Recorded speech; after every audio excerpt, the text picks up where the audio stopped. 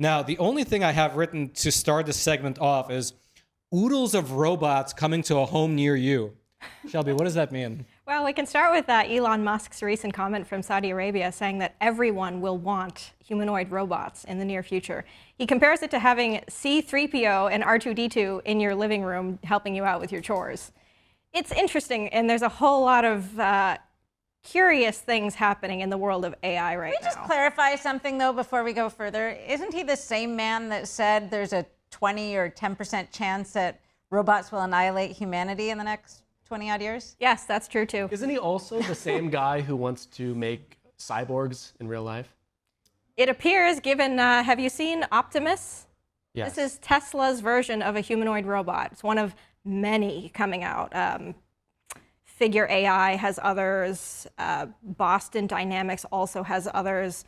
The whole market is coming out with humanoid robots. So should we be putting bets on which one will become the killer robot? It's funny you mention that because we kind of saw a preview in China recently when so the CCP sent a whole bunch, I believe 21 actually, humanoid robots to race alongside actual humans in a marathon. And only 6 of them made it to the finish line. So do with that information what you will. Well, that's impressive. 26 miles, like a full marathon? Yes. That's pretty impressive. It took them 3 hours. 6 humans roughly. or 6 robots? No.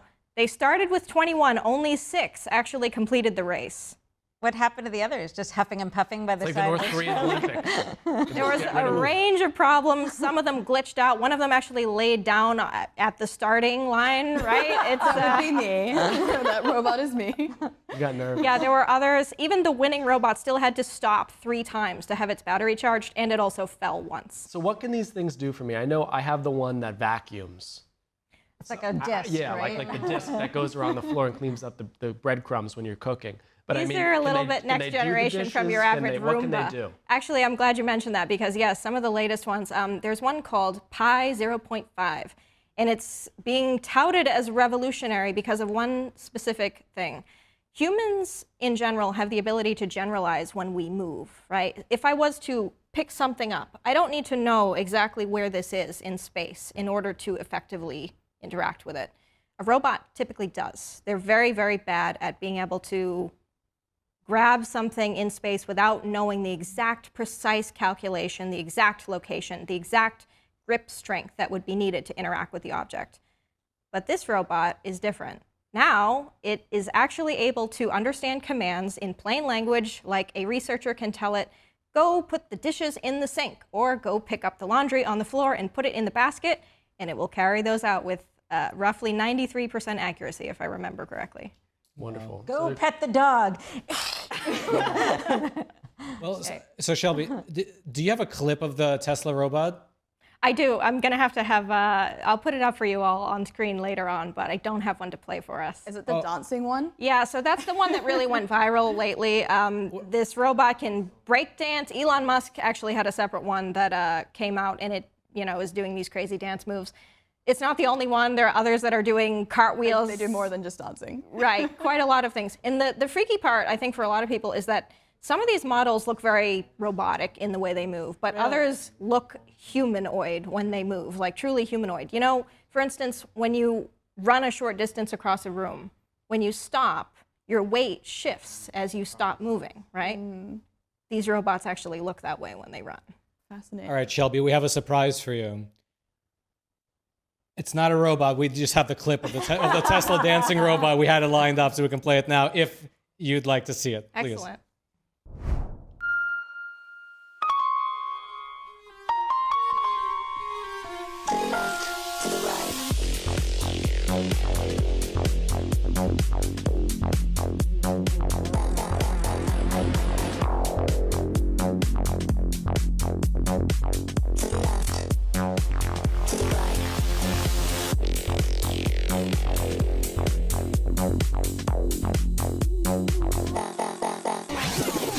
Now people have to compete with that at prom. It's a real tough It might be your bar. prom date, actually. It could be in the way future. Things are going. Wow. Okay, Shelby, continue giving us the update. There's a lot coming out of Saudi Arabia as well. Yeah, well, here's something else.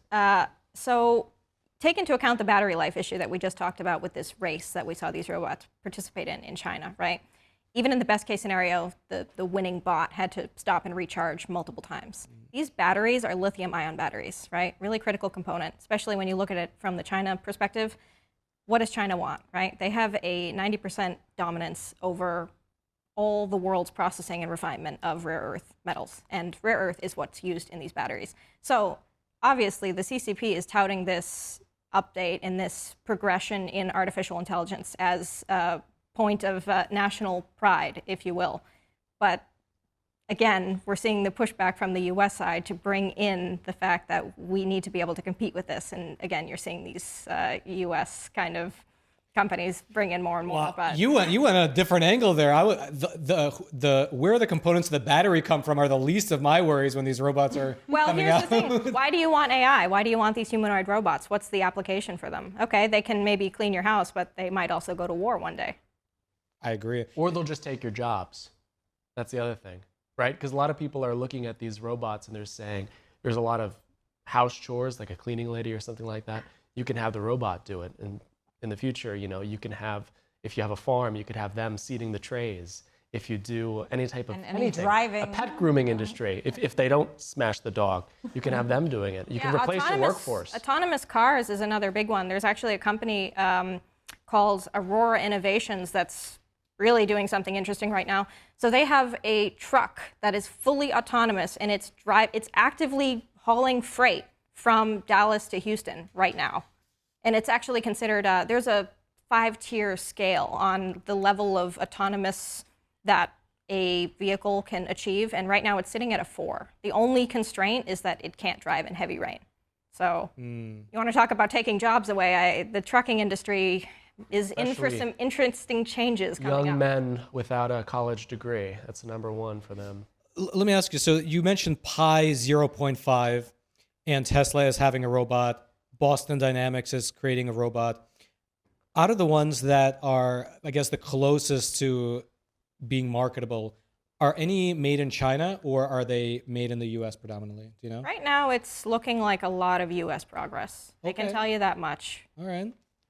Okay. It kind of reminds me of, you know, how you were saying earlier, it's just kind of peak irony that it's Elon Musk that is, kind of at the forefront of making these robots when he has talked about their danger, how dangerous they could be to potentially killing human beings. But I feel like at the moment where we are in the world is that we know that so many things are bad and dangerous, but it's like, if we don't do it, the Chinese Communist Party is going to do it. Not just robots. Research? Yeah, but not just robots, but also with AI. I mean, we know that this is extremely challenging and dangerous in so many different ways. But the argument is really, well, if we're not at the peak, if we're not at that level, then it's going to be the Chinese Communist Party. So who would you rather have the advantage? Like, who would you rather be more developed, the United States or Communist China? And with the robots, I feel like a lot of players have probably seen this point.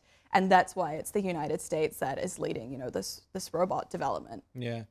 And I mean, to your point too about the robot AI warfare, like the robots are the physical component, the AI is the mental component.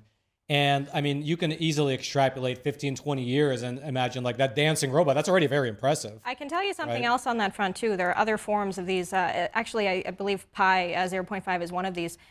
These devices actually, these creations have multiple brains in some cases, in the sense that Pi 0.5 actually has, I believe, roughly 100 brains. And these brains actually function as independent units. For instance, one may be in the elbow joint, what you'd consider an elbow joint. One may be in the finger to adjust grip strength. And all of these things can interact and think, if you will, independently to react to their situations. Again, we talked about the ability of robots typically is very, very limited in adaptability, but seems like we're overcoming those challenges now. It makes me think this video that we just saw, it might not be what we think it is, in the sense that, we as just an ordinary viewer watch it and think, oh, haha, robots dancing, that's so funny, that's so interesting. But it reminds me of, Shoba, you know a lot about this, but the Chinese drone displays in China, particularly in Shanghai, the Chinese Communist Party puts on all of these grand drone displays showing different images. They make dragons in the sky. It's really impressive visually when you look at it. And I remember, I think Tiffany interviewed some people on China in Focus, and they were saying that's not a drone display for entertainment. that is a drone display to send a signal to the United States and to other countries to say, look how developed our drone technology is. That's actually what it's about. And it could be the same thing with these robot videos. We look at it and just think it's entertaining, but actually it could also be sending a signal about how developed, some things actually are here in the United States. I wonder how this whole, Gulf state thing is going to work now, because Trump was just, over in the Middle East. Elon was there. Elon was there. The head of, who else was there? NVIDIA, OpenAI.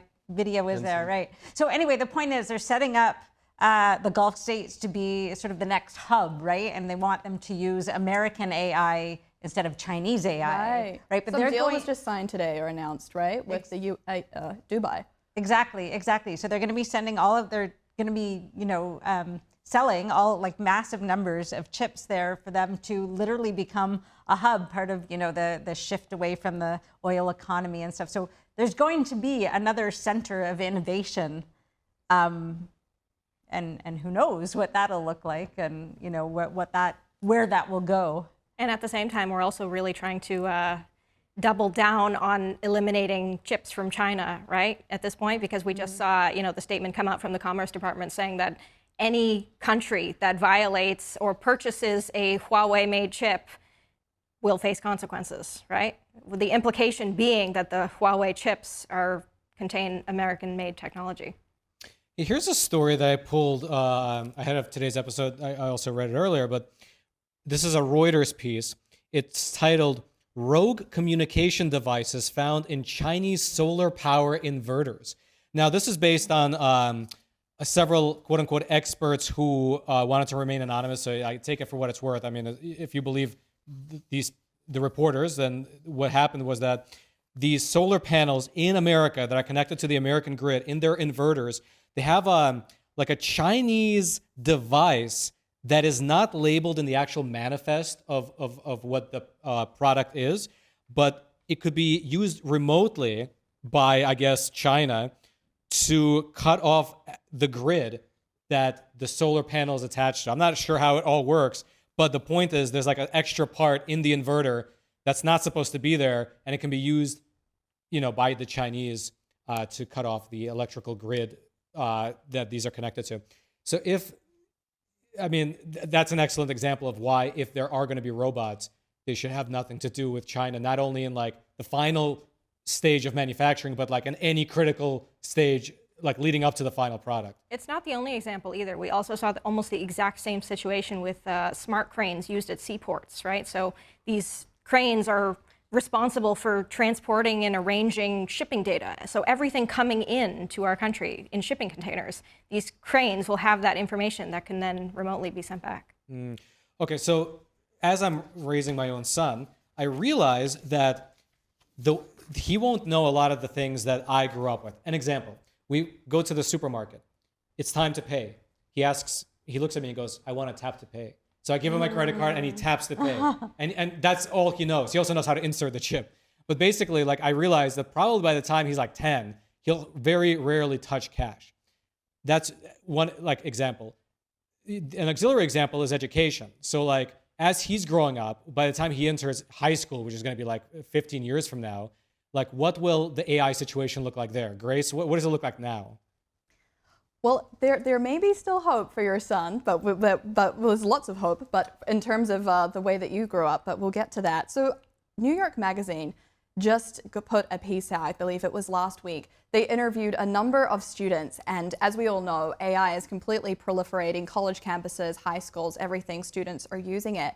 And of course, the teachers are picking up on this. So now the students, one step ahead, they're actually asking chatgpt and other chatbots to actually insert typos and spelling mistakes so that it's undetectable. Because as we know with the story we covered a few weeks ago with the radio host in Australia that was actually AI, it got discovered because it was too perfect. So now these students, knowing this, are getting ChatGPT to add things. So one student, according to New York Magazine, told it to write like a college freshman who's a little dumb.